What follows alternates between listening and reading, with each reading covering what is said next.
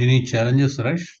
No. We're just waiting for 1 minute now. 25 people have already joined. We're just waiting for one more minute. Sure. Do that. Yeah. Just 1 minute and we'll go. Yeah, people are still signing in. So.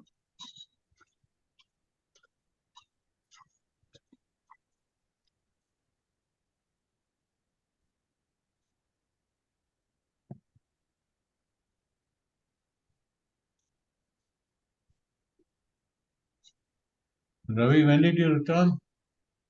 From US, right? Yeah. That was, it's been 2 weeks now, 2.5 weeks. Yeah. Yes, acclimatized to Bangalore. Hot weather. It's terrible. I believe in LA and other places about 40 degrees plus. Yeah. Even in many European cities, it's 40 days. Yeah, one of my partners was struck in Hawaii during this cyclone and this wildfire.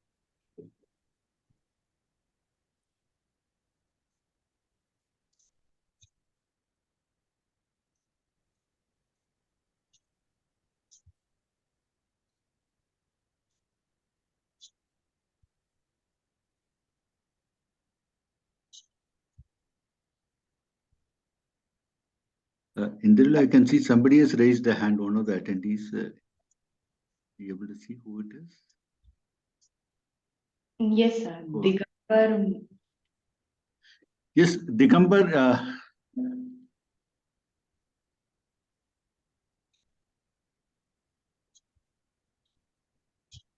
Fine. I think, Krishnan, let's start. Okay. Sure, go ahead. Good afternoon, everyone, for yet another monthly webinar of organized by ABLE. Today we are going to discuss and the insights of the very important amendment that has taken place to the National Biological Diversity Act. Just to give the background, this act was enacted as part of international obligation 20 years back in 2003. But it started implementation seriously in about 2008-9.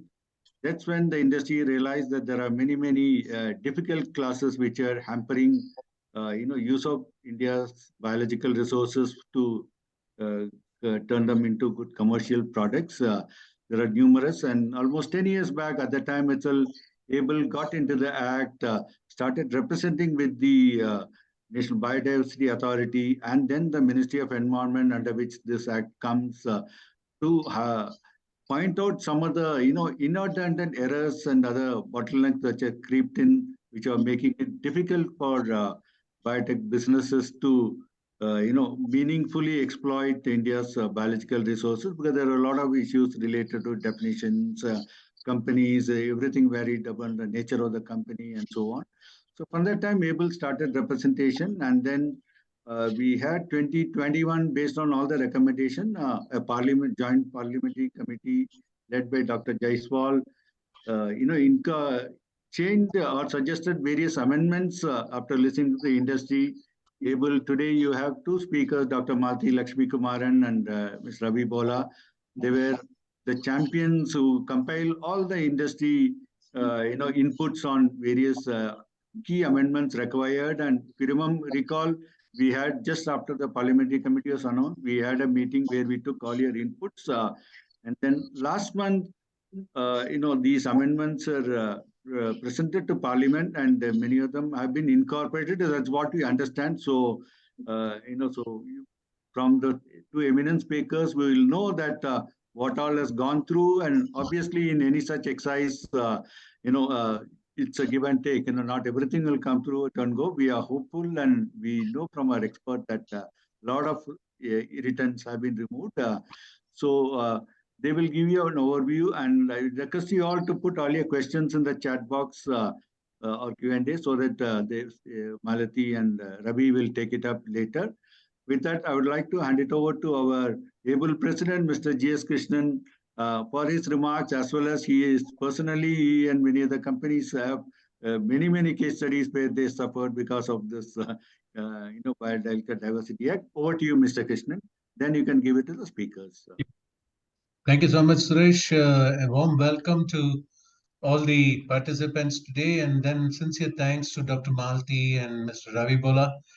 In fact, Suresh had mentioned a lot about the Biodiversity Act and the various challenges. Some of us have really gone through various challenges, and even at that time, we took the advice of Dr. Malathi, who's an expert in understanding the biodiversity laws better. In fact, some of it was very draconian, where the industry was really scared about making any innovation or anything in India, and especially the multinational companies. And apart from the Indian companies who also face plenty of challenges. So now we are at least happy that ABLE played a proactive role and took the support of both Dr. Malathi and Mr. Ravi Bhola in putting together the industry's perspective and the challenges we have been facing. And I should say that whatever amendments, it's actually very positive. Of course, there is always more to do, but it is critically important that first and the foremost, all the industry representatives who are here today understands it better. And I'm sure you'll have a lot of questions. We would like to make it as a very interactive session so that you get better clarity on the new amended biodiversity law. With this, I'll hand over to Ravi to take over. Thank you so much, Krishnan, and also thank you, Suresh, for setting the context. Good afternoon, everyone. Delighted to be part of this session here, and also extremely delighted to have Dr. Malathi with us for this session. The way we have structured this whole session is that we'll make it more like a conversation, where the focus would be on some key 5-7 amendments that we have had in the biodiversity law, and we'll go deep into each of those 5-6 key amendments, more from industry perspective. And then, of course, as Suresh indicated, that please feel free to type in your questions or comments in the chat section, and we'll be happy to take those up towards the second half of this webinar. So welcome, Dr. Malathi. Thank you. So Dr. Malathi, as Krishnan kind of alluded to, that the amendments that have come in seems to be positive. When I looked at that set of amendments, my first impression was that, yes, I think the efforts of last 10-15 years that all the stakeholders had made, Krishnan talked about the representation by our firms, by different industry bodies and things like that. My first impression was that, yes, we've been able to accomplish some part of those things that we were striving for. Just wanted to get a sense from you. What was your first impression when you looked at those amendments? Yeah, no, I know. Having worked on biology first, molecular biology, and then biodiversity in a law firm, my first impression was I am happy with the law. Why do I say that? I say that from the Indian perspective, because for foreign companies, there is not much change, or I would say there's a very little change. One very good change, if you're going to talk, there is imprisonment is out. So for both foreign companies, Indian companies, you don't have to worry that you can get imprisoned. Imprisonment can be there, or you get imprisoned.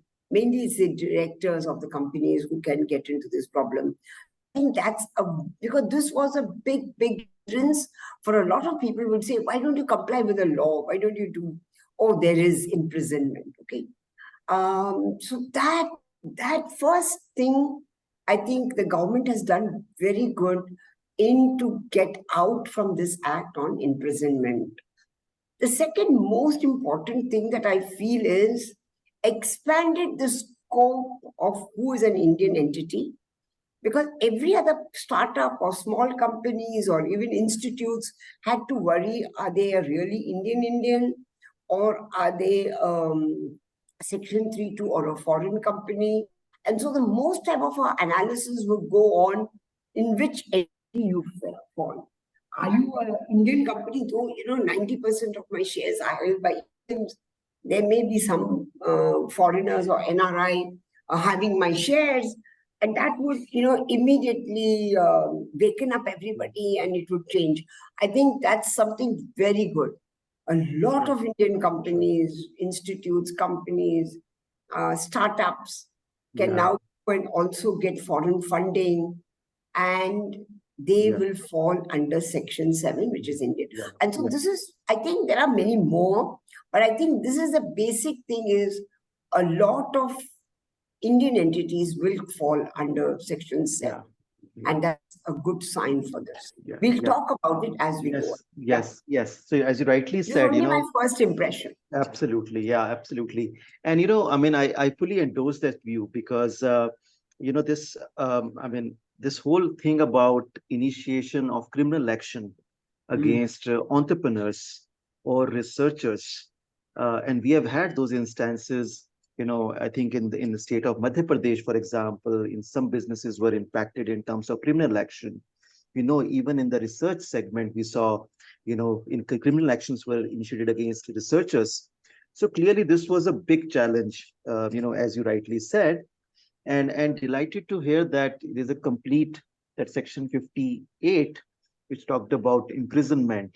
And I think the earlier provision had a reference of around, imprisonment for up to 3 years for Indian entities, imprisonment for up to 5 years for the foreign entities or non-Indian entities, so to say. I think it's a big relief. As you rightly said, I know of several young companies that we represented, and many of them said either they're going to totally procure biological resource from outside India, or many of them actually had to take that hard decision to relocate their entire R&D outside India. But this, therefore, as you rightly said, is, I think, in my view, also one of the biggest reforms within the amendment that we have had now. So fully agree with you. Maybe, as we probably get onto the other piece that Dr. Malathi, you talked about, I may not, I'm just thinking, Malathi, may not share the slides because... the slides, Yeah, so I'm just going to quickly share the screen, and I presume you can see this. Yes. And let me just move on. Yeah. So this is what we talked about, right? Removal of section 58 completely, a big relief. The next piece, Dr. Malathi, could be around, which you briefly touched upon, is the amendment in section 3.2. Which essentially, in my view, is about more logical categorization of Indian and non-Indian entities. So earlier, if you recall, the way section 3.2, which essentially defined non-Indian entities in a way, right? And it talked about even a company incorporated in India having any kind of shareholding or equity from a foreign national, independent of quantum, even if it's 0.1%. It's the equity of a foreign national or an NRI, or even if there's no equity, but the management control is from a NRI or a foreign national, then you are construed as a non-Indian entity. That was what the provision of law was. And therefore, many classical Indian companies that you will genuinely believe are all Indian entities were suddenly bucketed in the previous law as a non-Indian entities. And the moment you become a non-Indian entity, your obligations and regulation levels really go up dramatically, right? You cannot access biological material before getting into a benefit sharing or getting some sort of an agreement with NDA, the National Biodiversity Authority. Now a change has come in, right? Where I think it's a more liberal interpretation of Section 3.2 to say that, okay, if you have equity holding, which is majority shareholding, or you have rights which are in sync with the Companies Act of 2013, which says, okay, if you're going to have voting rights, which gives you an influence to take decision for a company, or through shareholding pattern, you enjoy a majority, or you have the ability to appoint majority of stakeholder directors in a company or directors in a board, then only, and if you're a foreign national in that sense, is when you qualify as a non-Indian entity. Otherwise, you will be seen as an Indian entity, which means the level of regulations are much lesser, right? I mean, so any thoughts around it? Do you think it's a better categorization? And if yes, how does it help the Indian companies? Yeah, I think it's a real welcome sign. I mean, there could be less, like Krishnan said, there could be more clarity. But I was talking to my income tax lawyers because we do a lot of tax work. So what was the real issue in the act? I call this as a new act, the amendment 2023, was it just like you said, any shareholding, participation in its management, and sometimes they would say even if 10 shares you become, and this is a little absurd because when they are traded in the stock exchange, you can suddenly have 0 or you can have 100. And therefore, I think this was a little absurd Companies Act, even though they have not done that. But of course, if you're a foreigner, you have to still fall under 3.2. You are an NRI, you'll fall under 3.2. Or your company is located and incorporated outside, you still are falling under 3.2. So that doesn't change. What really changes now, it says a company which is incorporated or registered in India for the time, for the law, under any law for the time being in force, it is controlled by a foreigner. What does it say? Controlled by a foreigner. And they've made it very clear that controlled is come to the Income Tax Act, Section 2, Subclause 27. So it is controlled by a foreigner, as such is not there in Income Tax Act. So there is going to be some. But if I look at it, who's a foreigner is not defined. But if I look at the Section 3.2a of a non-Indian citizen, or an NRI, or a company incorporated outside, not India. So all those are considered as foreigners. So if I see that, it will be like there is a company in India, but the controlling rights, the controlled by a foreigner, then you be under Section 3.2. So there is, if it is definitely a majority shareholding, like you said, under the Companies Act, it will be considered as a foreign company. But however, people have to be a little careful. A foreign company can still only have 10% shareholding, but they could have the controlling rights. Correct. And therefore, each company has to understand who is controlling my company, who is controlling the institute, who is controlling the small startup. If you understand who is controlling and a foreigner is controlling you, you will be bucketed in Section 3.2. And this control people have the Income Tax Act, Section 2 of Subclause 27. And therefore, if the control means a voting right or in a contract, it says, I control you, then they will fall under a foreign company or a foreign entity. But this has expanded the scope of non-3.2. So if you look at the Act, and they will not say Section 7 or Section 3.2. 3 are those falling under a foreign entity. And everything in the Act, if you say non-3.2, they never will say Section 7. So they've clearly defined who is Section 3.2. And if you don't fall under Section 3.2, then you are an Indian entity. And therefore, a lot of companies who had only 5%, 10% shareholding, all of those companies then will become now an Indian entity. True. Some institutes where you brought in Indian origin, but he was a non-Indian citizen, those institutes were considered as 3-2. We had major problems in that. All that is taken off. And I think this is a bliss.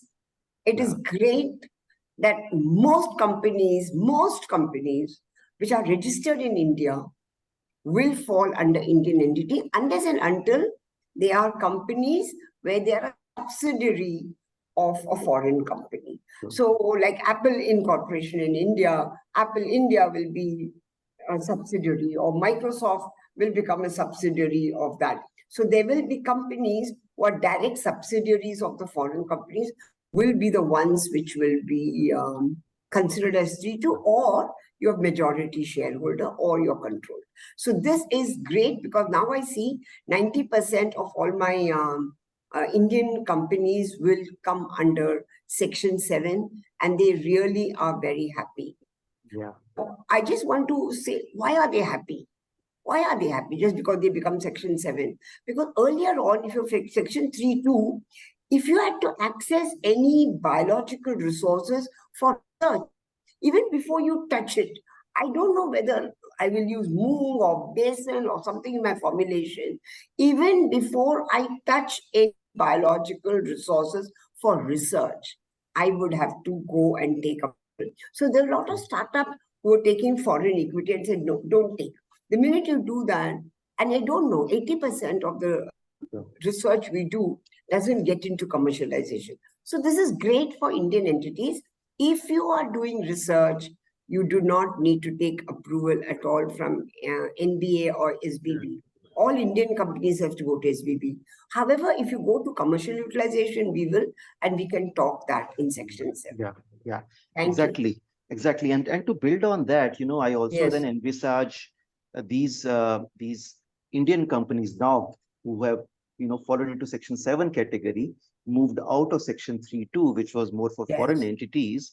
I see them now, staying back in India, be more comfortable with the idea to do more research in India, not have that kind of a fear that they will end up doing something which could be contravention of law, and which also in a way helps because as you use as an Indian entity Indian biological material, it also means that as you commercialize it, you're also able to contribute to the economy of the country and also contribute to the communities that were responsible for conservation of that Indian biological resource. So in a way, it's a win-win at so many levels. But you rightly said that the pure play foreign companies would obviously continue to have the same level of regulation, which means that they still have to take approval from NBA before they can even touch an Indian biological resource for R&D or any subsequent activities. So that's on Section 3.2. Maybe at this stage, now I think is the right time for us, Dr. Malathi, then to move to the next big change that has been there. And let me just share my screen. Give me a minute.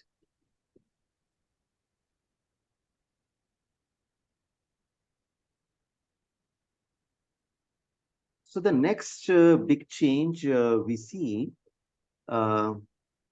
is around Section 7, right? You briefly touched upon it. And just for the benefit of the audience, Section 7 essentially talks about the obligations that Indian companies have. What we touched upon earlier, Section 3.2 was about the companies which will be considered as non-Indian entities or foreign entities.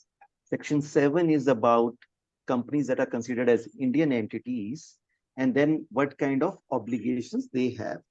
Now, generally speaking, in Section 7, we are talking about the Indian companies having an obligation to intimate the authorities or the State Biodiversity Board before they commercialize the product which has Indian biological resource. That's what Section 7 essentially talks about. So Indian companies can go ahead, do research, development, no prior approval or intimation is required, but before they undertake any commercial activity, the intimation is required to be given to the authorities. Now, what they have done by way of amendment is brought in certain exceptions where even a prior intimation before commercialization is not required. And here you see bullet points of what those categories of exceptions are.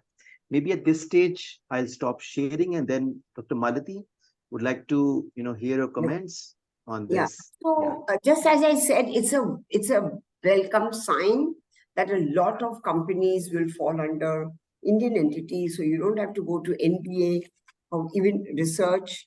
You don't have to go to your state biodiversity board. So here is the thing. If you are a 3-2 company, you go to NBA for approvals.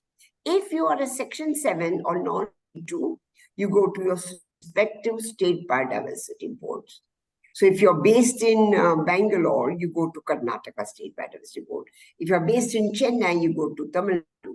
If you're based in Jaipur, you go to the Rajasthan State Biodiversity Boards. So now you have to be careful, where are you doing the work? And therefore, Section 7 company, most of them will come under that. You please worry which state biodiversity board you have to come.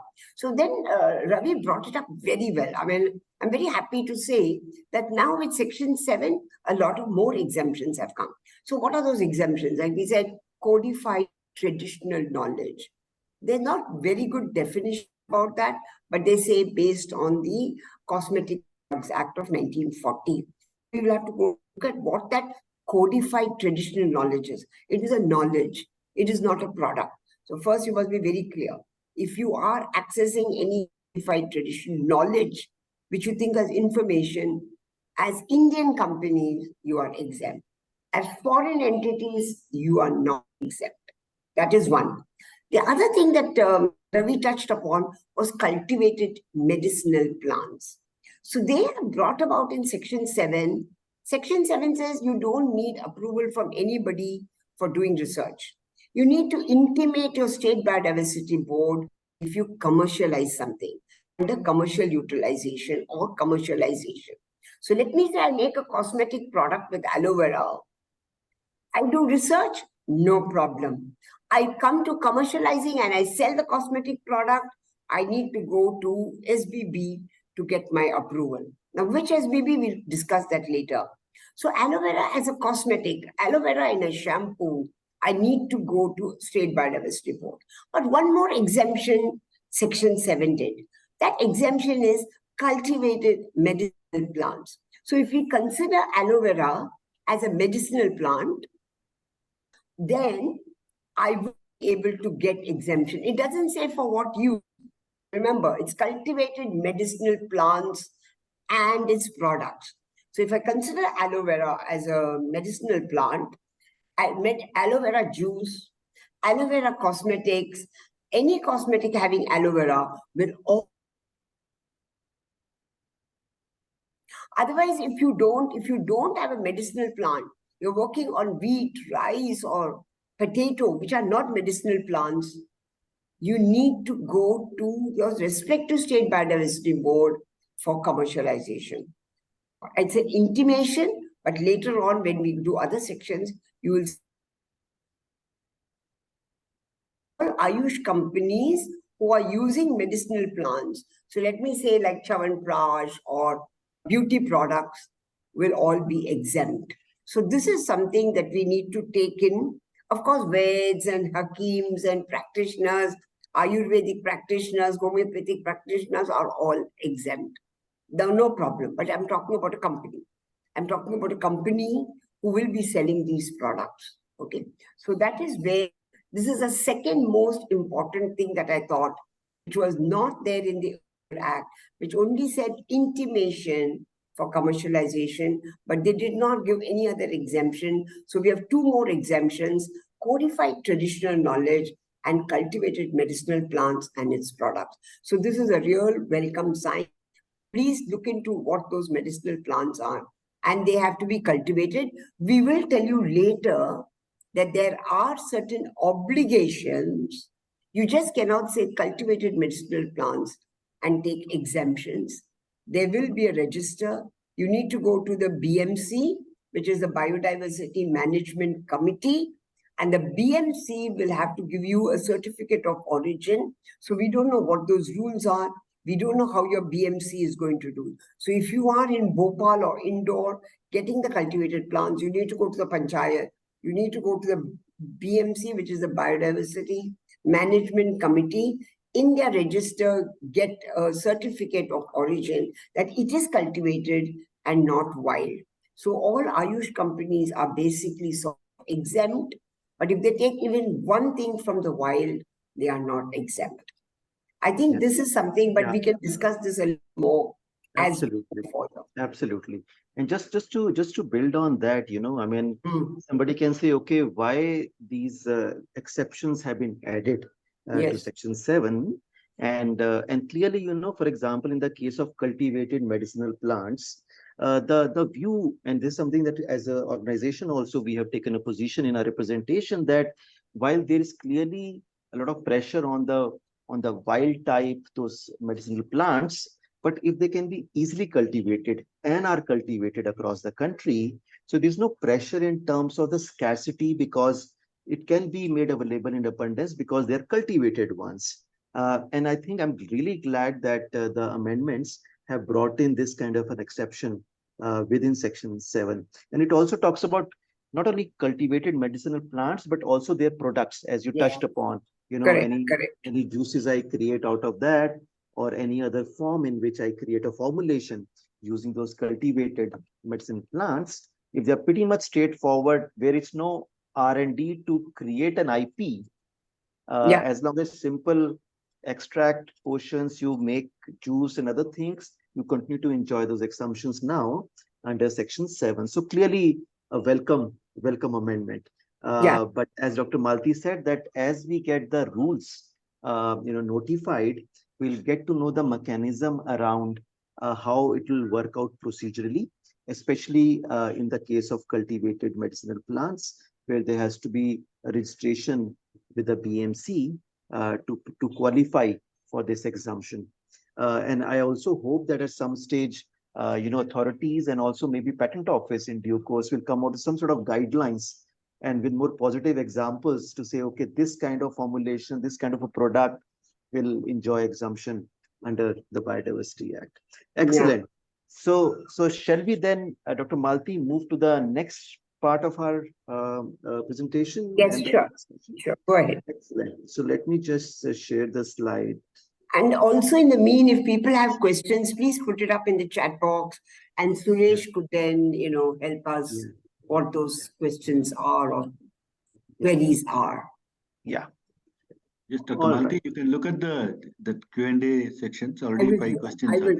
I will do that. So, Dr. Malathi, do you think we should pause and take up maybe a couple of questions, or what do you suggest? I think just go to the next slide and then let's see if we have, then we can give a pause and then do it. Because there'll be certain things. I thought we should do Section 6. Yeah. It will get clarified maybe in some of the subsequent slides. Yeah. Now let's. Okay, this is important. You can start, then I can add on. Sure. Yeah.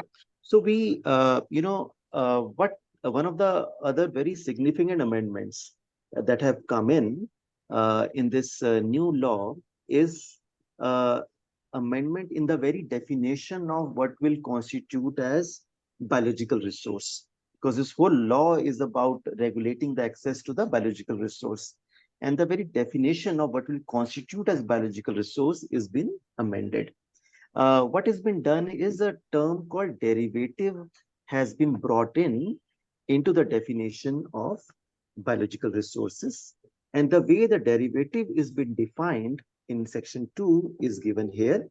It says derivative means a naturally occurring biochemical compound or metabolism of biological resources, even if it does not contain functional units of heredity. And if so, essentially, if I correlate this to some sort of a jurisprudence we had from the courts, especially the Cole case a few years back, where in the appeal to the order from SBB, the NGT had held in that Cole case, where the claim was that coal is being used. That was a position taken by SBB, and coal is a biological resource, and hence there's an obligation to get into some sort of an approval or benefit sharing with the concerned authorities. NGT said coal as a material is fixed in space and time. It cannot multiply on its own. It doesn't have any functional unit or any unit of heredity, and hence it doesn't qualify as a biological resource. So that was a very significant, in my view, landmark judgment during the build-up of jurisprudence around biodiversity law. Now, with this amendment here, and I'm sure it will have other implications as well, and there are many instances where this can be leveraged, is that by going by strict interpretation here, you can have situations where natural gas, oil will suddenly fall into the category of biological resources. So maybe on this background, Dr. Malathi, I'll stop sharing my slides and happy to have your views around this. Just a small intervention. I don't know whether your voice was a bit low, Ravi. No, Ravi, what is happening? You are going on and off. Oh, is that? I was thinking it's only me. But we So- are not able So to do you hear think, you. is it better now or it's still the same? You need to keep your mic closer because I think the voice is very feeble. I'm Is it sure better now? others will find it challenging. Is it better now, Krishnan? Yeah, could be louder. Could be louder. Okay. No, I think, when you move away, something is Okay. happening. Got So it. Sorry. it is up and then we can't hear you for a few seconds. So do you want me to repeat some part of it, or you? No, that's okay. No, we heard it, but it was a bit I'll be feeble. careful. I'll be careful. Maybe I think some volume in your control is lower. I'll just figure out that, huh? Yeah. Yeah. So I'll continue till he tries to get his mic or his thing ready. Thanks, Krishnan, for bringing it up, because I thought it's me. And I thought it's my age and I'm not able to hear Ravi. Sorry, Ravi. You brought up a very good thing, because, we were always fighting that biological resources means plants, animals, microbes, their genetic material. But, we had excluded value-added product, but they had included byproduct. Now, byproduct also was not defined. They've taken off the term byproduct in the definition of bioresources and added derivatives. And so derivative can be any, like curcumin from from turmeric, or azadirachtin from neem. Any of those compounds could be from plants. Sources can come as a derivative. And it can be a naturally occurring compound, or I modify it, it can be a derivative. And therefore, we are very careful now. So value-added product, a lot of exemptions were there. And we were of the view that the value-added products would go off, because value-added products and derivative now are overlapping. So it is a question of interpretation, and maybe it goes to the court, is what is a value-added product? Because a value-added product is a product which may contain portions or extract plants and animals in an unrecognizable form. Maybe derivative is also a naturally occurring some substance, and I don't know how to recognize it. Does it come from neem azadirachtin? Does it come? Where does it come from? And so the reason why they're brought in is Nagoya Protocol has a definition of derivative, and they say all the compounds which come from the metabolism of the plant or animal can also be included in it. But the Nagoya Protocol only gives you on genetic resources and genetic material which have units of heredity.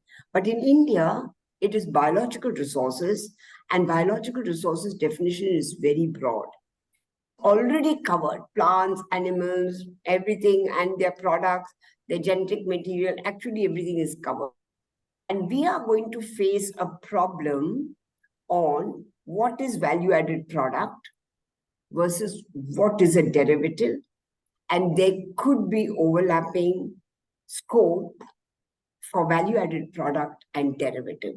And so we'll have to wait and watch how it is going to be, how companies are going to take a stand. So I think it's important for people to see that this little definition change has been made for biological resources, and see how you take this further. Yes, that's all I have. Yeah.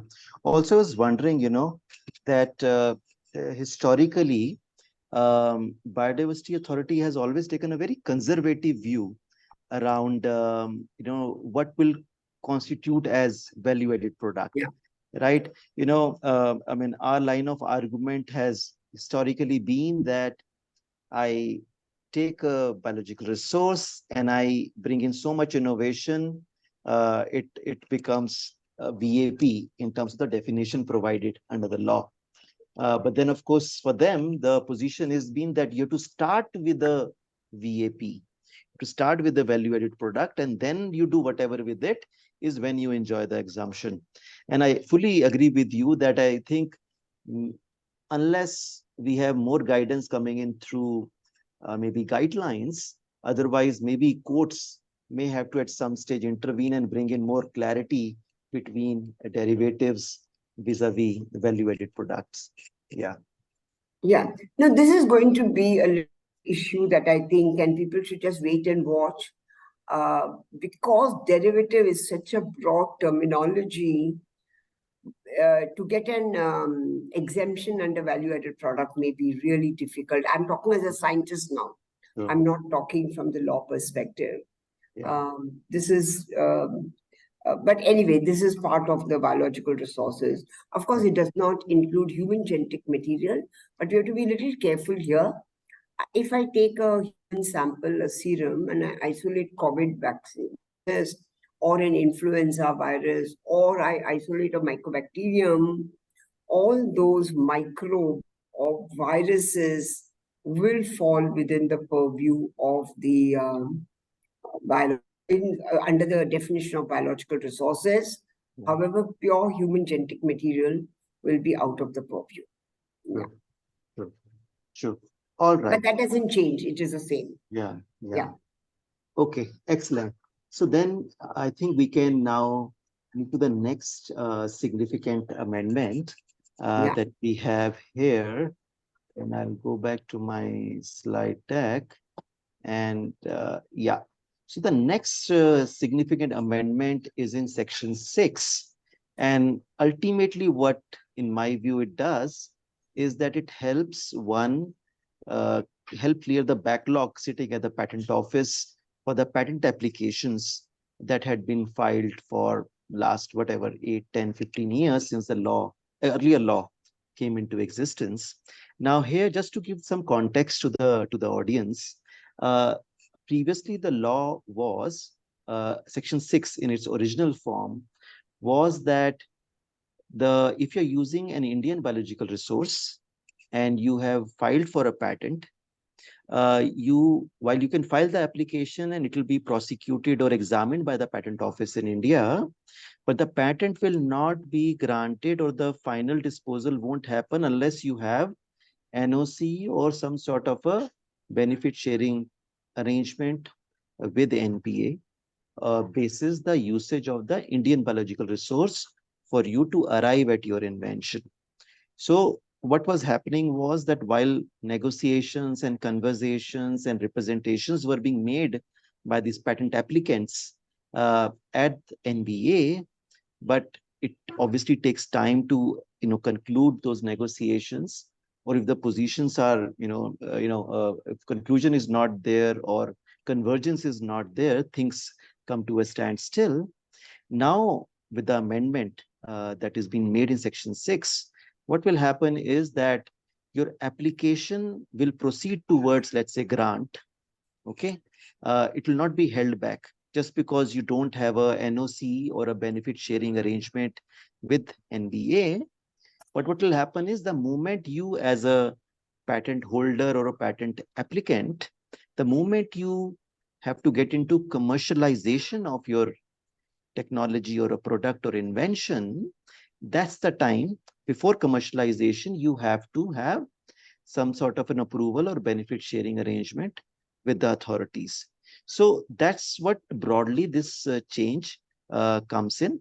Also, there is a requirement to, once you have an application filed for patent, before the grant of that patent, you have to register yourself that you have filed an application for patent. That registration has to happen with NBA, but it's only a registration process. The nitty-gritties are not clear, which we'll get to know once the rules are framed. But this is the change that has been brought in, which has direct relevance to intellectual property or patents in particular.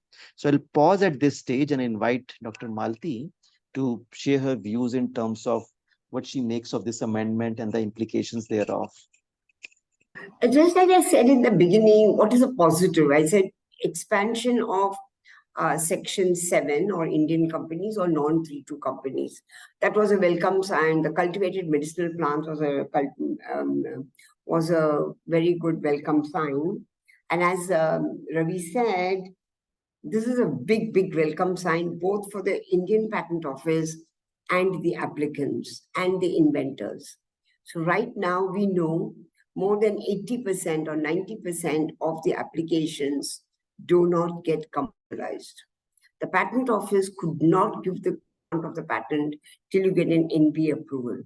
The NB approvals take a long time because they were asking so many queries. People were finding it difficult to answer them or get that thing signed, the agreement signed. So the welcome sign is, if I'm an Indian applicant, I don't need access for research. So I do my research.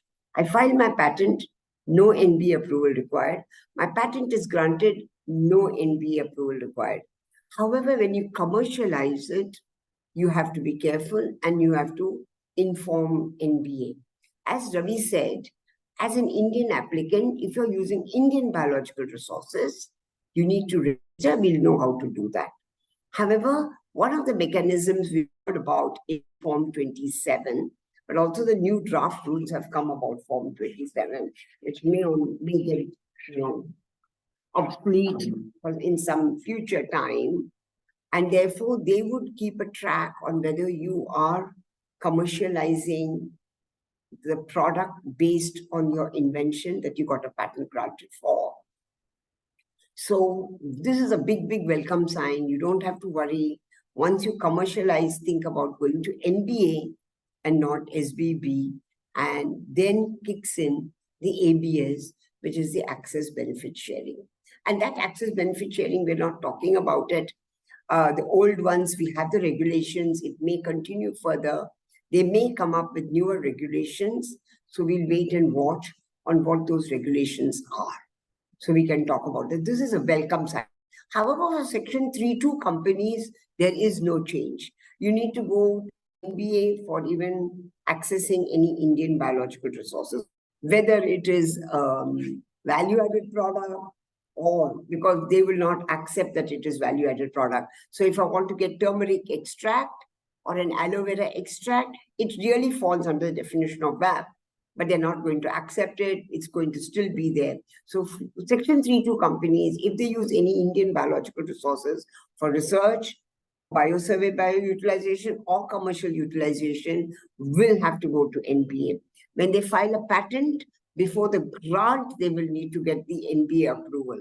Whereas Indian companies need to get the approval, for access benefit sharing only if they commercialize.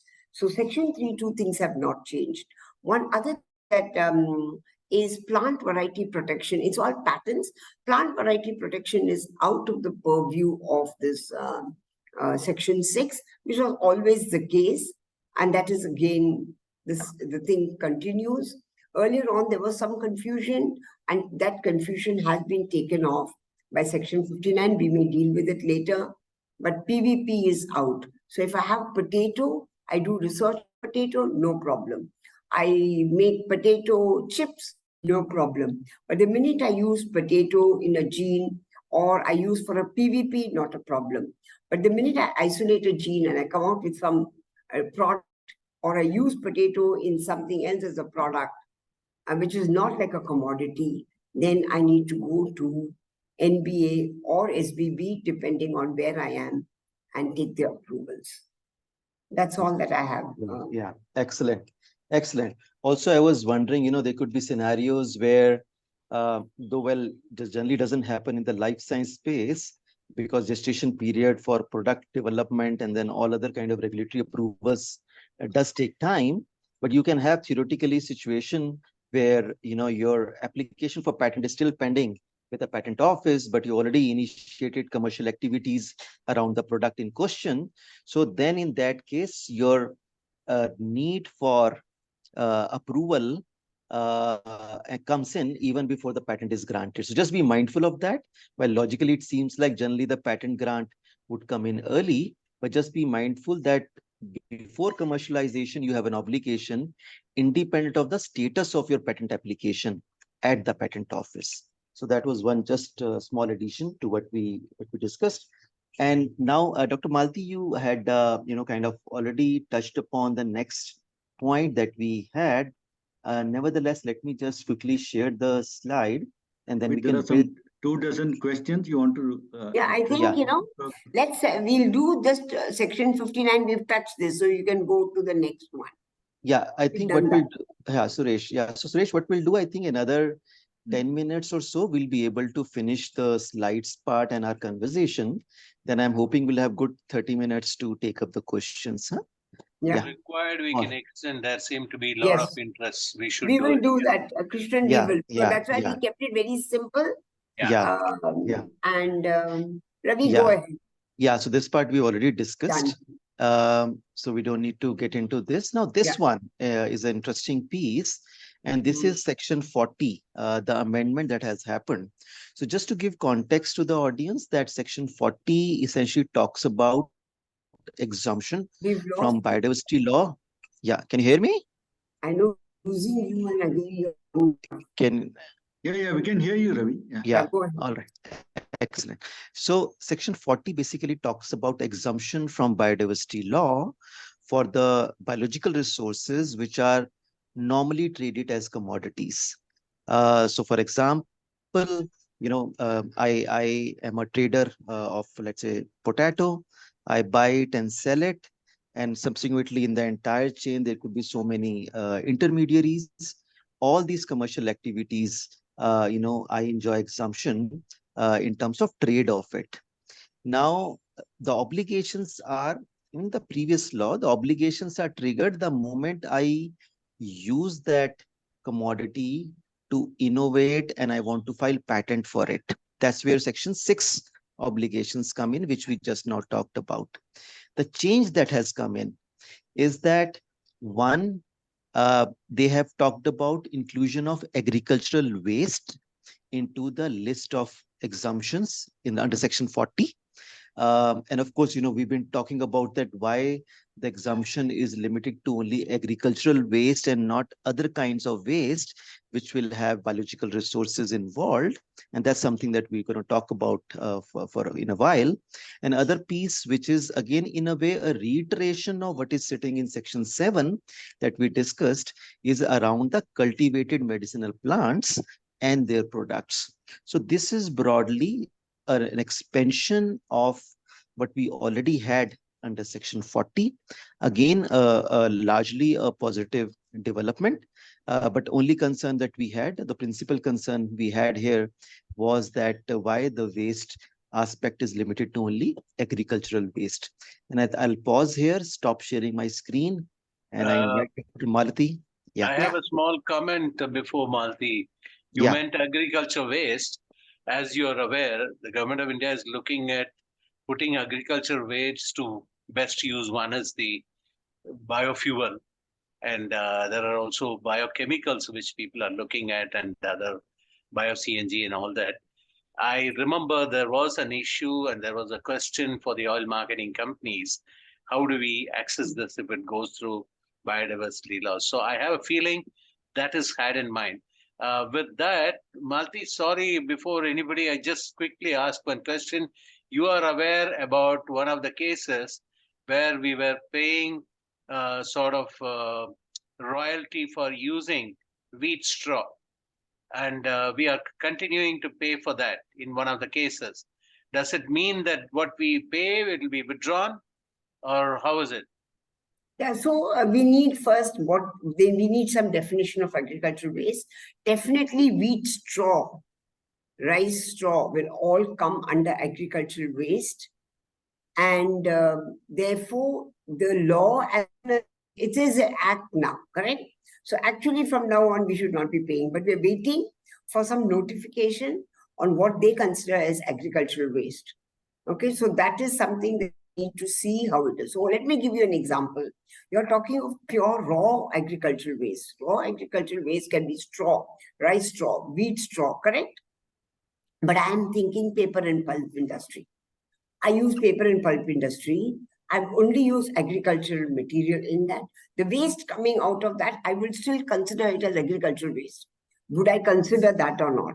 But if you have been paying money for straw or wheat or rice or any of those things, I think it should be considered as exempted, because it doesn't have any biological resources, genetic resources into it that will come into this. Only one thing, if people are going to file a patent on agricultural waste using some enzyme or a microbe to come to ethanol, and your agricultural waste part of that invention, then I think they will come and say you need to pay for it. So any thing that you use for a patent, you're not exempt. But if you don't patent, put agricultural waste and do something, you are exempt. Actually, you should just send out a letter to NBA and take the exemption right away. Okay. Yeah, so one thing that Ravi said is, this is a welcome sign, because we've been fighting for years that if Punjab, will burn its agricultural waste because they don't have labor, the cost of labor is high, and we get pollution in Delhi. The other thing, like Krishnan was, can we use agricultural waste for bioethanol and so on? So this is a welcome sign. Cultivated medicinal plants, it does not include cultivated agricultural plants. It does not include cultured microorganisms. So people who are culturing microorganisms, people who are having cultivation of or agricultural plants, horticultural plants, also animals like chick and so on will also not be exempted. All things that are exempted here are cultivated medicinal plants, subject to you getting the certificate of origin from the BMC. And this is a little odd for me, because if I look at the Nagoya Protocol, and we have the International Treaty on Plant Genetic Resources for Food and Agriculture, where it was very clearly brought out that the 64 species are required for food security of the whole population, not only India, but the world population. And we've seen with the Ukraine crisis, there is a problem for wheat. India has also put a ban on export of wheat, rice, potato, onions, and so on. We're seeing it. And therefore, to say that agricultural plants are not exempted, whereas medicinal plants who are cultivated are exempted, is a little odd, difficult for me to do. But we may have to live. Absolutely. Maybe a representation will be done. But this is a welcome sign.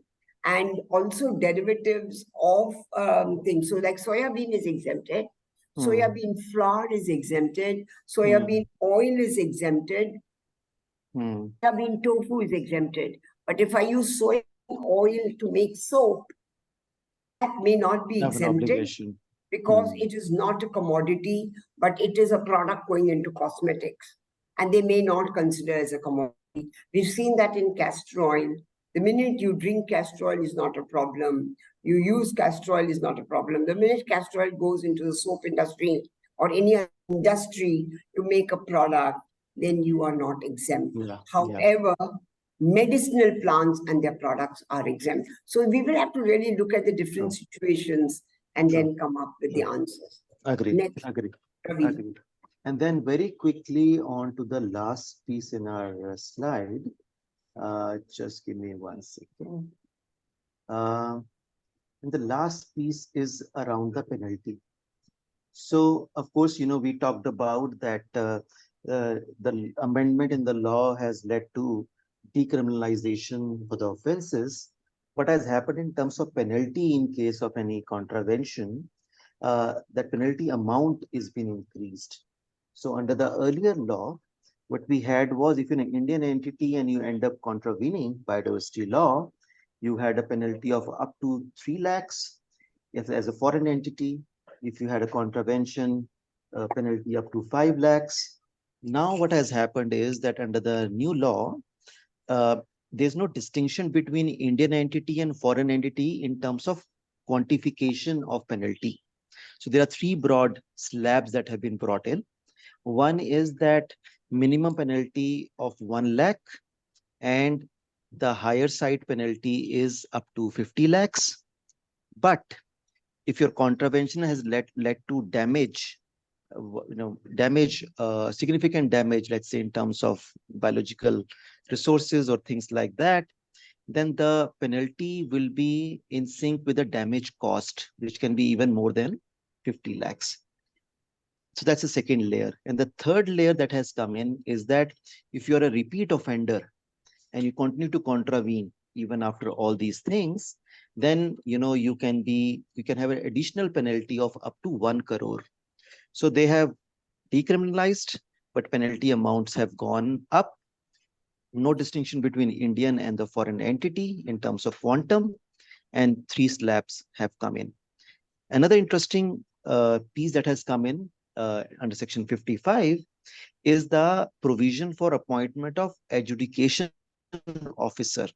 So let's say let's say authorities have talked about you approach for approval or benefit sharing arrangement, and authorities find that you have contravened and some sort of investigation is required, some sort of penalties have to be determined, is when this law talks about creation of these positions, which are of adjudication officers of certain level in the government machinery, be it at the state level or the central government level, and they have the powers of a civil court.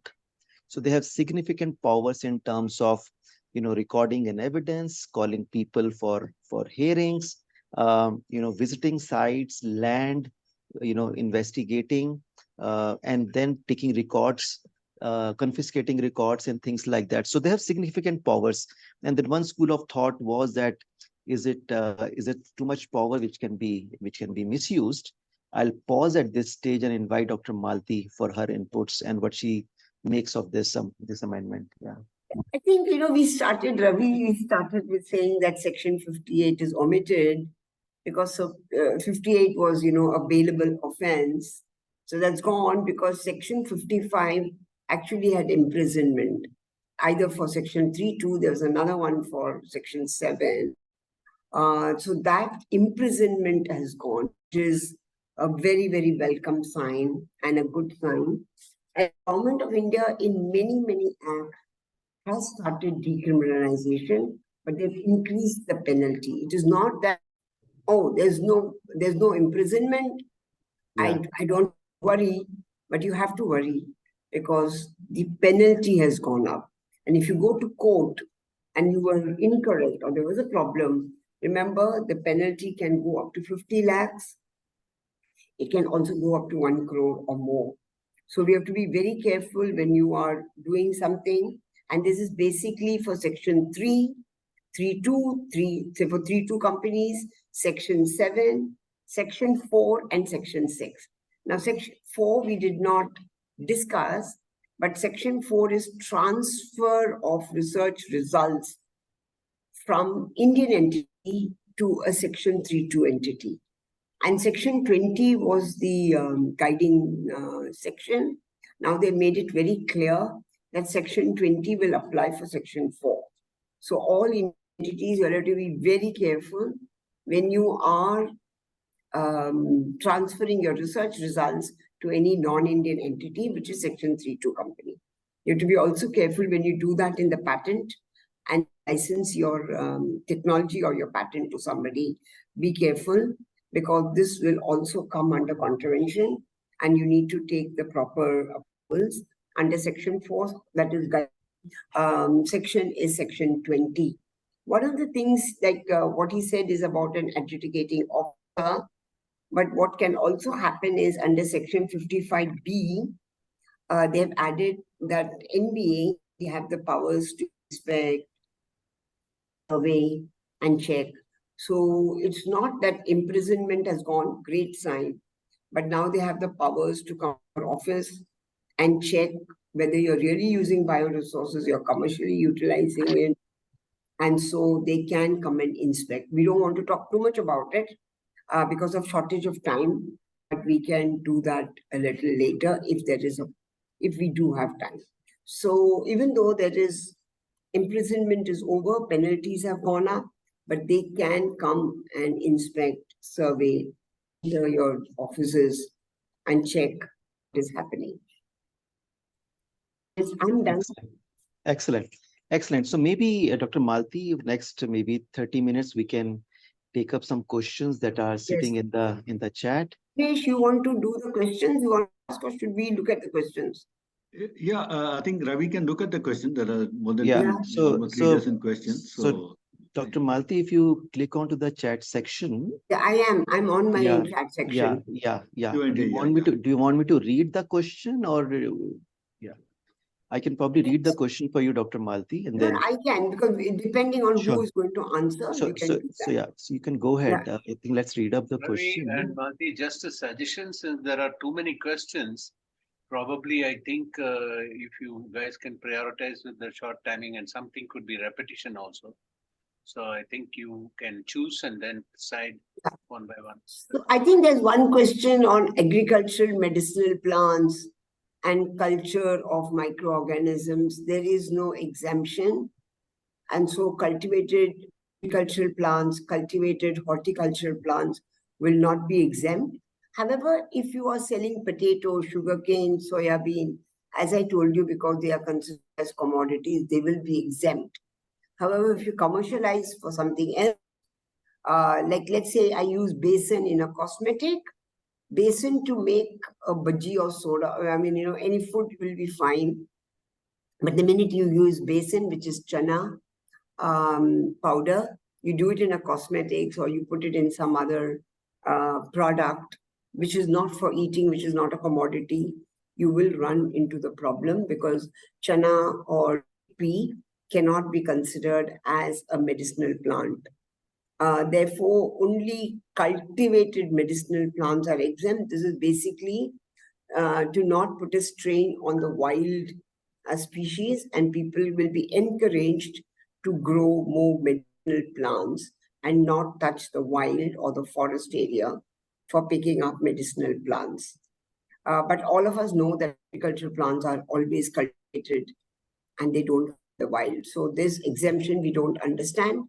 But anyway, all Ayush companies, a lot of the medicinal plant companies may be happy, not be happy as well, because some of the things they may use from the wild.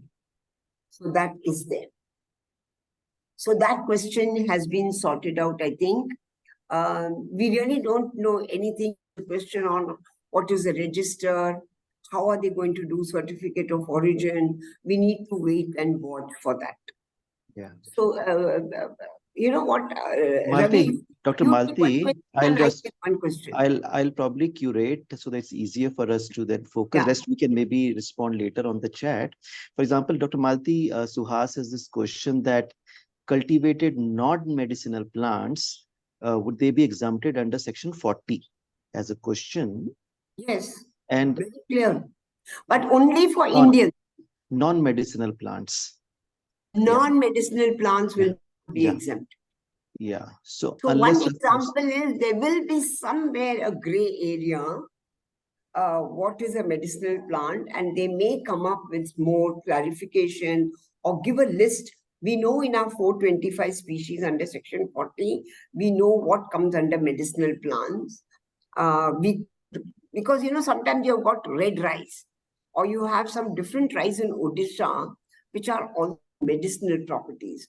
So I think each of these cases, which are not completely clear what is a medicinal plant, there is some gray area in that. And I think they will come up with some guidelines or some definitions or something to say what is a cultivated medicinal plant or what is a medicinal plant. so that we know whether we get exemption if they're cultivated or not. Yeah, yeah. So There is related a with that, Ravi, question. there is also a question, Yeah. synthetic analogs are covered or not, the digital sequence. Since analog or was it digital sequence, can you read the question for me?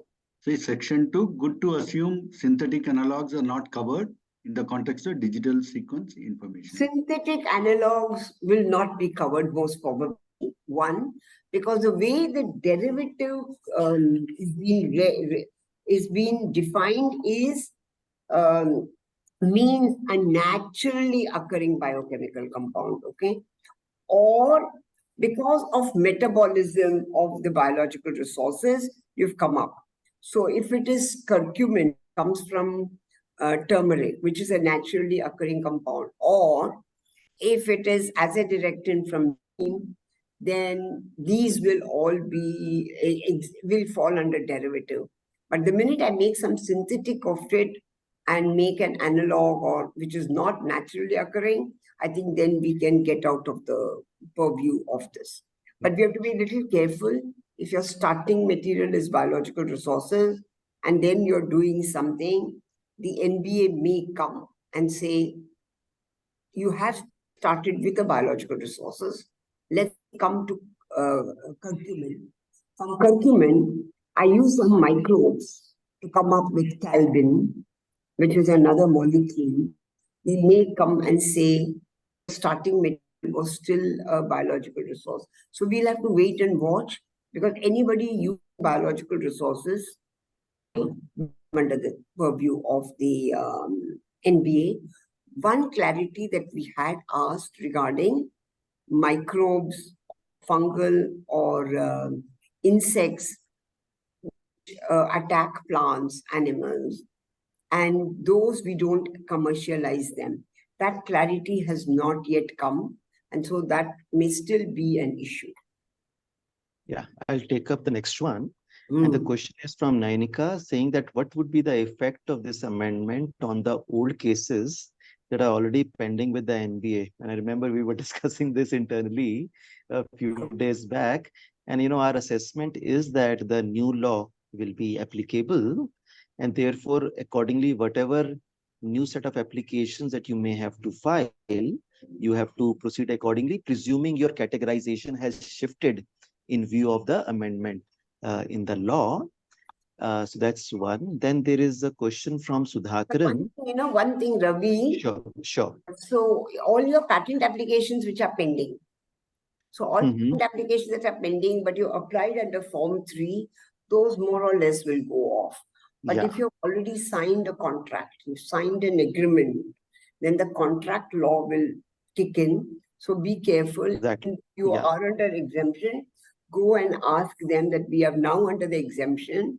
Correct. Especially Form 3 and so on. We have to be careful about that. So you need to look under contract law or under this. So be careful about that.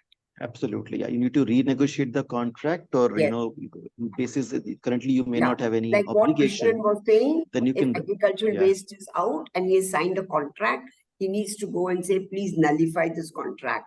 Otherwise, under the contract law you've signed, you need to pay that. So you need to look at it and renegotiate. Dr. Malathi, will it be okay that based on these questions, we are able to clarify and tell them what they should do, probably in our newsletter, because it's critical for a lot of people who are either into a case going on or in some cases where they have been paying royalty and they would like to withdraw that. It will be on a case-by-case basis, because there's so many exemptions, whether they're Section 3(2), they're Section 7, and they should not take this an opinion and then go. So there is a little criticality in this. We need to wait for the rules. We need to wait for the guidelines. We need to just wait about a month or so before we start working on this. And we could probably offer that they could reach out to you and then get a clarification on these things once everything is clear. Also, what we can do, Krishna, is that we can generalize certain situations, and that could be in the form of a Q&A in the newsletter, maybe, for able. Ravi, I see there are two sets of questions. One is related to, when will these amendments come into force? What will the next step as it come? Because it's just been amended by Parliament. That is one. And then also some definitions related to foreign, if of a foreign VC is funded the parent company, Yeah. Also the quantum of access benefit sharing, how is it going to be calculated? Is it the same old formula percentage of sales? Yeah, correct. So as regards, as regards the next steps, we have to wait for the rules to be notified. That will give us enabling supporting process to be followed. So we have to wait for that. Some guidelines around benefit sharing. We'll see some revisions coming in. So I think we should wait for that. But basis the act, all that will be more like an enabling environment around this core law that we have in place. So once, let's say, we have the clarity in terms of our shift in our position as a company, as a researcher or as a company, I think we should start planning for that shift. And then once the enabling rules are there, it will have also corresponding forms and everything. Then we have to start executing the shift in the position. So that's what I would suggest. I think it can take a few weeks to a couple of months for the new rules to come in, and then they can plan ahead accordingly.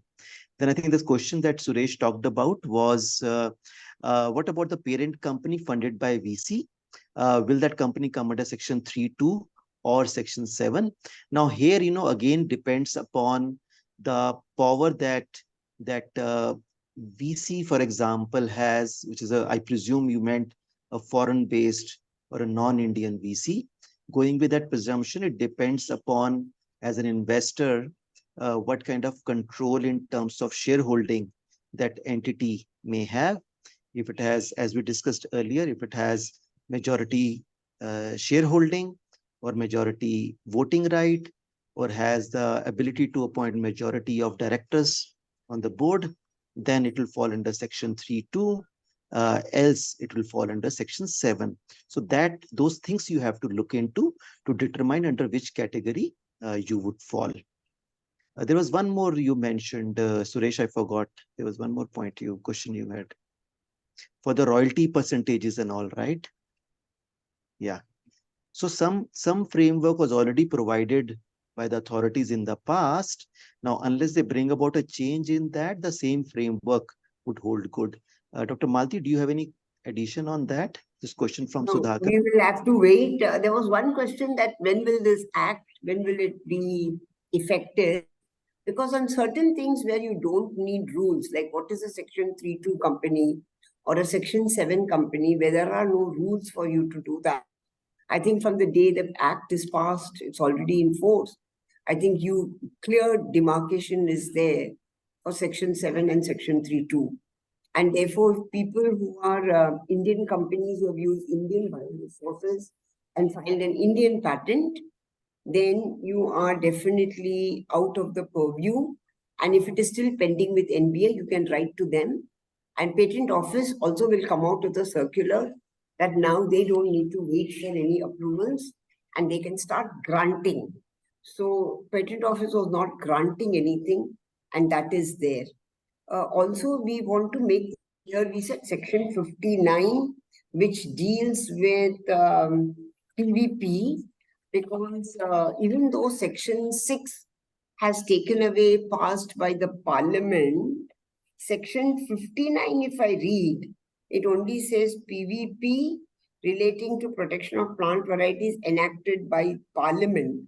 And I would think it is the Indian Parliament, to the extent that such approvals or rights given under the Act do not require similar approval under this Act. So there's still grayness. I think it is only for Indian PVP. And so if you are going under foreign PVP, I think you still may have to go. Section for patents, there is clarity, but for PVP, it looks like it's only Indian PVP. Because Indian PVP does have benefit sharing, the way they take annuity, it is based on your sales. So for Indian PVP, you're definitely exempt. But for foreign PVP, the way I read it, you are not exempt. Ravi, we have, the former able President Dr. K.K. Narayanan, and if two other attendees raising their hands to ask questions, can we let them ask directly? Absolutely, please. And their comments also, Yeah. in terms of how they view that You amendment. can allow Dr. Narayanan and Dr. Rajini and Yeah. Bharat. Hi, Dr. Narayan. Hi, Malathi. Hi. Ravi Hi, and KK. others. Yeah. Now, this is a question which pertains to something that happened more than a decade ago. We had this was in the Metahelix organization. We developed a technology to combat Magna Porta griseae, the blast disease of mice, using an RNAi. You may probably remember some of those I things. remember that, Narayan. Okay, so when we applied for a patent, of course, we had done all the filings with NBA and all those things. When we applied for the patent, they returned it saying that you should actually get NOC from the BDA even before the patent application was considered. And when we applied to the BDA, they said everything is fine, but you should have notified that you are using all the biological resources. So when we actually checked out, we realized that, to validate the technology, you have to screen it against the blast virus. So we had a containment facility. It was an RNAi technology where we had a sick plot where Magna Porta was there. So even though nothing was claimed on the Magna Porta or the blast organism, they said, it is a biological resource that we are using, and you should actually should have gotten approval for using. We are not using it. This is a sick plot, and we are trying to kill it or protect the plant against that. That was one part of the issue. And then by that time, our company had investments from Rallis India, the I know Tata that. Group. And the BDA wanted an undertaking that there is no foreign investment. Now, today you are saying about controlling interest and all. I saw just Ravi mentioning that. But they wanted a certificate that there is no foreign holding in. Now, given Rallis India is a 180 plus year old company, and it has been listed way before the independence of the country. And who knows whether they have millions of shareholders, and whether there is one guy who is sitting outside or is a foreign direct investment. It is quite so. Such a certificate could not have been given. And so you mentioned Section 6 and other things. So under Section 6, you said that if there is a previous application, it can automatically get considered. But what about such applications which have not been accepted by the patent office for want of an NOC? Now, this is an academic question because now the same technology or a similar technology has been patented 2 or 3 different groups in the US and other places. Now, if we want to now use such technology for blast tolerance, we have to now pay some royalty or something to some multinational and get it into India. But so in that sense, there is no merit in reviving that patent application, which we had done much before the other people had applied. But for others' benefit, how will these issues be considered? If there's a publicly listed company, which is an Indian company and has been an Indian company for more than a century, almost 2 centuries, how can they give a certificate saying that there is no foreign holding? Yeah. They can probably say that there is no controlling interest. That is one. And the second is, how do you treat a pathogen which is naturally occurring and against which you have developed a technology as being a biological resource that is being used in the technology and the claim is being made for? No, Narayan and Ravi, you want to answer? Sure. As regards the first part, clearly with the amendment in place now, that issue doesn't exist anymore, because if I as a company can tell that while there is and there could be some foreign participation in the shareholding, but in terms of majority shareholding is sitting with the set of people or the company which is Indian under the amended law, you don't have that problem anymore. But you're right. You're right. Till the amendment was made, I mean, you talked about rallies, which, of course, part of Tata Group, right? Tatas have struggled that, Reliance, all are seen as generally Indian companies, but they have struggled because of the way the law was worded in the past. So I think the amendment brings in that relief vis-a-vis the challenges you all faced for so many years. As regards the second part, we have also had similar situations where if I'm testing my technology, on something only to validate my technology, and we have received objections stating that to test your technology, use an Indian biological resource, while it's not part of your invention, it's not part of your technology or solution. That's the point. Just Yeah. yeah, but that's a challenge we still face. Maybe Dr. Malti can also comment on it, but right now they still say that you have used Indian biological resource, even if it was solely for validation, only to help you establish your technology works, you have an obligation. And we push back. Trust me, in some cases we succeeded, but in many cases we still struggle. Yeah. Dr. Malti? Yeah, Narayanan, I mean, now, like what he said is Rallis will be an Indian company because they may not be controlled by a foreigner. So that's become very clear. And people know income tax law very, very well. So that's clear. What happens to pending applications? They need to send a letter that we are now a Section 7 company, and all those where you had applied for access for research, access of BR for research can all go out, because they were charging 3,000 rupees per worm that you were collecting, or per insect that you were collecting, or per fungus or bacterial, even if it's bacterial blight or magnoparte, pay a lot of upfront payment of fees for even research. That's a welcome sign. However, I said, there is agricultural wastes are out. But a tool, let me say, we commercialize the rice plant. You will commercialize wheat plant. We never commercialize pink bollworm. We never commercialize magnoparte. We never commercialize bacterial blight. We use that to find a susceptible versus a resistant plant. So my view is, if you're not commercializing the insect, you're not commercializing the fungus, today it is much clearer, because as an Indian company, you don't need to go for approvals. And only when you commercialize your plant, you don't commercialize your insect, therefore you are out. So all that thing that happened earlier, because we were going there for research. Now, if I don't have to go for research, the whole world, the whole of India, you can use any bioresource and do research. Only when you commercialize, go to NBA or SBB, as the case may be. Section 3 to people, nothing has changed. But there's a lot of clarity, but I think they need to get clarity. Because if you look at the EU, they're very clear. Tools for doing research are not to be considered as BR.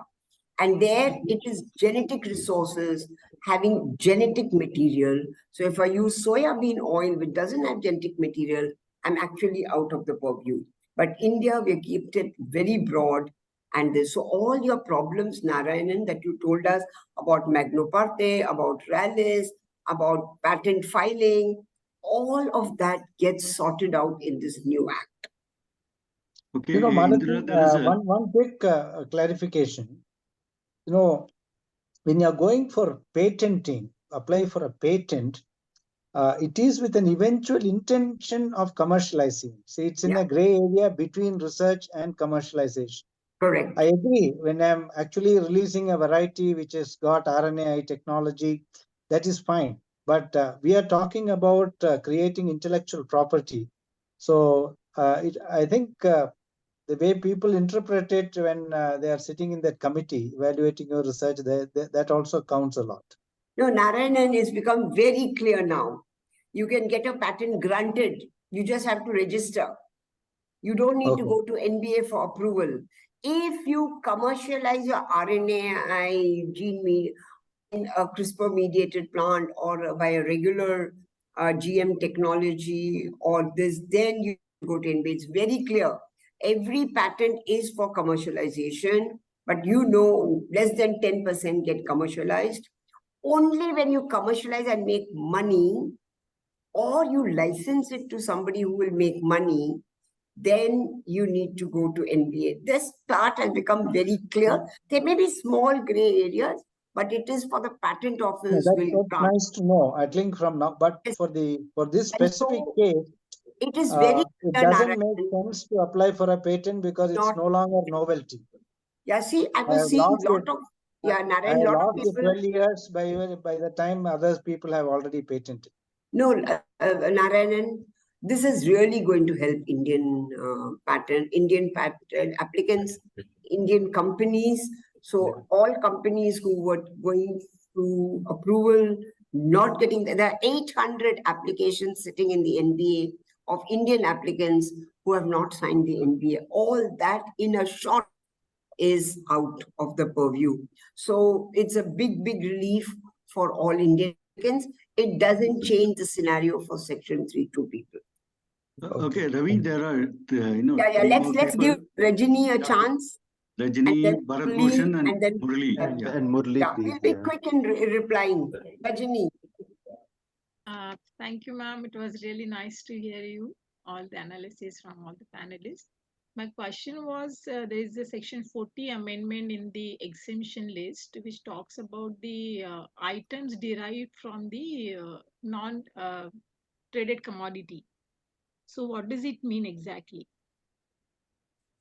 So what it really means is, the last time it was including normally traded commodity. But now if I look at it, like soybean was exempted, soybean flour was exempted, so soybean oil will be exempted. So now if you derive something from that plant, so it commodities or the items derived from them. So let me say tomato is exempted, tomato juice is exempted, tomato sauce is exempted, and tomato paste is exempted. Okay, tomato as such is exempted. Also, according to me, tomato seeds should be exempted. Or to the items derived from them is also exempted. But if you use your soya bean powder in a cosmetic, then it may not be exempted in my view. But this will be expanded after 40, including agricultural waste. So there is a lot of clarity in that. Of course, we need more clarity. But lycopene will not be considered as item. Which one? Lycopene from tomato. That will be lycopene from tomato will be exempted if you sell lycopene as such. But you use lycopene in your cosmetics because I want to have a great skin, or a retinol in a cosmetic may not be exempted. But I want to drink a retinol, and you want to drink a beta-carotenoid or a lycopene, it may be exempted. Okay, Dr. Bharat Bhushan. Thank you. Yeah, hello. Yes. Am I audible? Yes. Yeah, I'm Dr. Bharat Bhushan Patnaik. I'm now an associate professor in Odisha University. And I was also with the South Korea universities. Now, I have two questions regarding this Biological Diversity Amendment Act. One is that how can we inculcate a sustainable habit of including genomic science for biodiversity conservation planning? Like, I don't know whether this particular area is touched in the Diversity Amendment Act. But in other countries, wherever I am a member, we have seen that this genomics, particularly the molecular resources, what we generate from the genomics, which is a fast advancing science, it is all catalogued for the endangered and those diverse species which these countries have. They are taking it as a priority, and they are having it as their resources, which are finally being imbibed into the conservation planning of these diversity. But in our country, how this is possible, how this can be implemented, or whether if it is there, how can it be? I think Bharat Bhushan, I know India is also part of the Earth's biogenome product, which is called EBP. Has also part of several projects. One of it was this rice genome project, where we sequenced one of the chromosomes. So a lot of the bioresources are getting sequenced now because of the NGS and the cost coming down. That is one aspect. Will India have a database? And there's a very good group in Department of Biotechnology. They formed a group to see that they want people to actually sequence and get this into a database. The worry that is, can foreigners access it? If they access, NBA will say you pay some royalty. So there is a gray area because we will be putting it on the net. But can people use that data from that to come up with a product or invention? What happens? Like Narayanan said about Magnoporte. We sequenced several of them. People find out which is an important strain, what happens. We've seen in COVID-19 under the GIS-8, people have been sequencing a lot of variants and putting it up on the GIS-8 portal, which will help us to know which strains are there. It is an important tool, and that the NBA should take some proactive role to see not only are they conserving the bioresources, but also working on the gene sequencing or RNA sequencing, DNA sequencing, and getting a database. But that is a larger question that has to be done by the government of India. Malathi, this is Murli.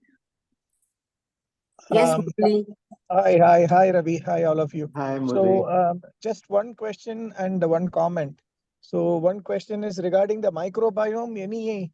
Any clarity has come in this? Because that's been one gray area, right? I mean, on the skin microbiome and on the general microbiome. Any clarity, Malathi, has come? Nothing has come. It remains the same because there is no change. Whether it's a skin microbiome or a gut microbiome, the minute you touch any microbe in any environment, whether it is human or non-human, you need to still go to the NBA for approval. However, for Indian companies, you don't need to go for research approvals to SBB or NBA. Only when you commercialize it, you remember everything kicks in. So you don't have to go until you commercialize, you don't have to go to NBA or SBB. Okay. So the second point is a comment. So what I presume Professor Sood of the Prime Minister's Scientific Advisory is waiting for from us, where you have been also tasked in that by us here in ABLE, is that while you said you're going to be waiting for some of the notifications and other things to come for offering greater clarity, I think one of the things we may need to do is to be a little more proactive to flag all the gray areas, Malathi, because we don't want them to put everything there and then we go back hunting for it. So is there a way in which we can do that? Because that is something that has been flagged now. So I think we should be working on it very soon. Yeah, we have. Because the microbes remain the same. There's nothing, because there's no cultivated microbes are not exempted. Nothing has changed with microbes, only Indian entity versus foreign entity. So you see, you will be an Indian entity, therefore you will be exempt for doing research. Yeah. Ravi, there Thank is you. Specific question. Can you elaborate on section 59A, new section? But I'm just wondering, before we do that, I think since Murli is here, I think we all need to also thank Murli for tremendous amount of effort that Murli has put in for several years in terms of representations with NBA, with the government, and constantly pushing for reforms in the biodiversity law. So Murli, thank you so much on behalf of the entire community for the immense help in these reforms. Ravi, there is Thank you, Ravi. There other is still secret some more also. left. No? There's still Yeah. some more left. So we Yes. are given an opportunity now by the PSA. So Yes. let's use it and build a 2-pager, 3-pager, whatever it is on, because Malathi and you know Yes. all the ambiguous areas. I Yeah. mean, so why don't we push it further Sure. and see whether we can get something there? So that's the idea. Thanks, Ravi, for recognition. Thank you. Ravi, there is other secret. Murali, There strategically was a look at 59A. office space next to Biodiversity Authority in Chennai to push these cases. Okay, there is one thing here. Now, NDA was only in Chennai. They can start in other cities. Yeah, Okay. yeah. I know, I'm aware. Yeah. Go ahead, guys.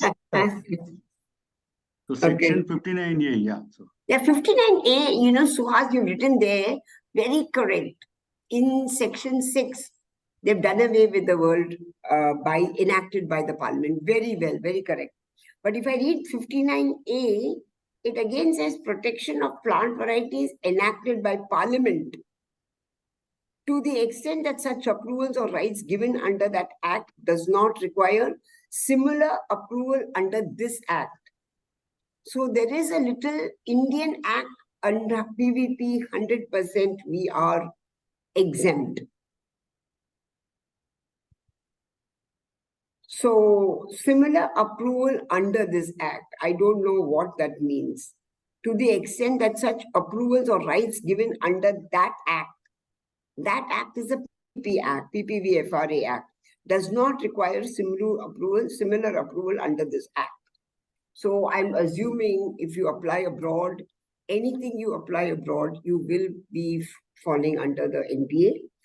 But what they have said is that all PVP granted, as soon as granted, we have to inform NBA. And so PVP is out. To commercialize a plant from the PVP, I assume that you are out. But I'm not sure about going and filing in US a PVP protection or in Europe for a PVP protection. I don't think you will be exempt.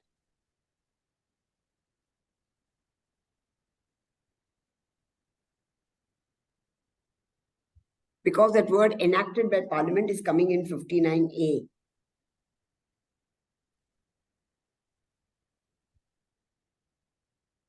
Any other questions, Suresh? But we can discuss that, Suhas, offline. yeah, one last question has come from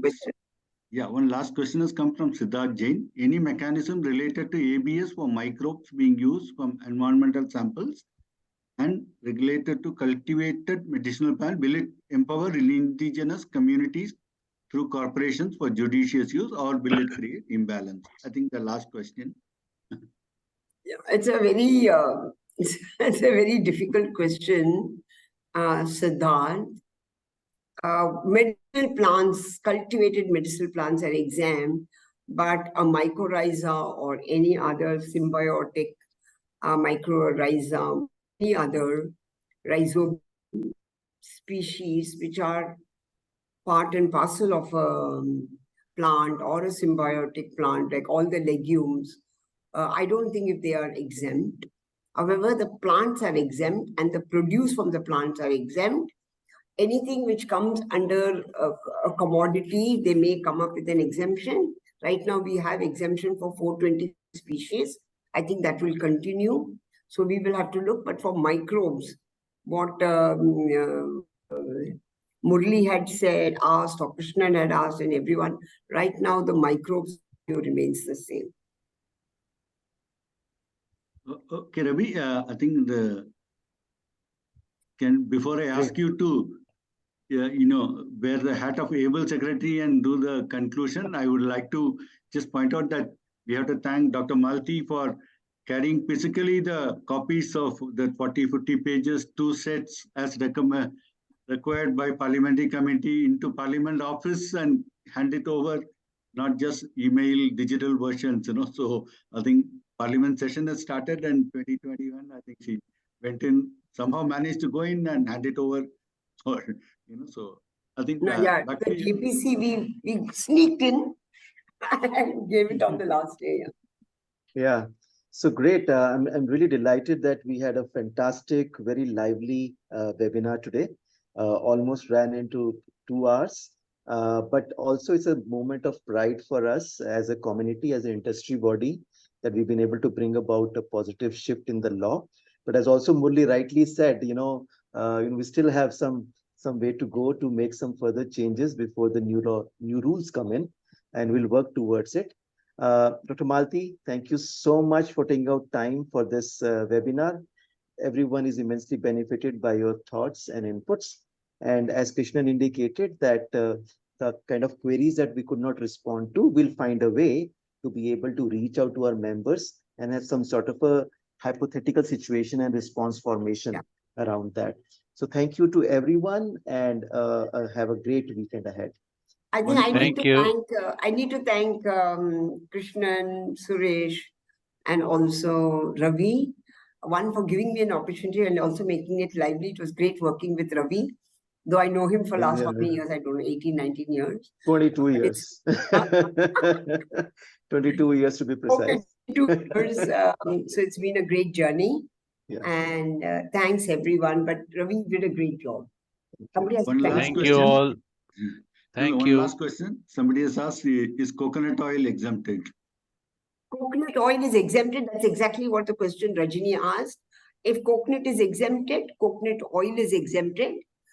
But just be very careful if you use coconut oil in a cosmetic or in something else, in a shampoo, that may not be exempted, but coconut oil is exempted. Yeah.